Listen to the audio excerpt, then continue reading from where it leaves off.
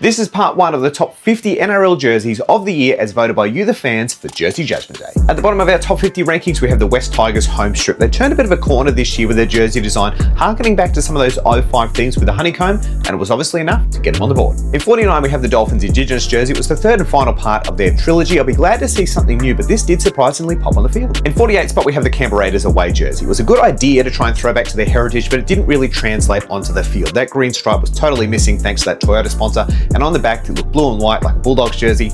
Might need a few tweaks. In 47th, we have the Canberra Raiders Anzac jersey. I think it was a step up from them this year, but I think they've still got a bit of a way to go, but it obviously was enough to get you guys to put it on the list. In 46, we have the Dragons commemorative jersey. The story behind this was amazing, so it is a shame to see it ranked a little on the lower side. However, it probably just does suffer from the traditional Dragons effect where it looks like a Dragons jersey, but if you don't know the story behind it, you need to go and check it out. In 45, we have the Cronulla Sharks Indigenous jersey. This is actually one of my higher ranked Indigenous jerseys of the year. It looked great on the field. Would love to see them mix it up a little bit though for next year. And another Sharks jersey in 44, this is the Pacifica strip. It actually looks really good in person.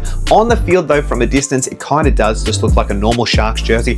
If they had it amped up, some of those details might have popped a bit more, but it's still enough to make it on the list. In 43 is one that surprised me a little bit. It's the West Tigers Indigenous jersey. I didn't really rate it that highly, but obviously you guys disagree. In 42nd spot is a jersey that I personally had in my top 10. It's the Parramatta Eels away jersey. I love the full banana kit, but obviously guys didn't love it as much as me. And rounding off the first part of our list, in 41, it's the Dolphins away jersey. Remember, it's the same as their alternate from last year, but it's obviously still a good enough for the jersey to make the list. So what did you think about the fan placement of the first 10 jerseys of Jersey Judgement Day? Leave your comments down below and we'll have the next 10 tomorrow at 6 p.m.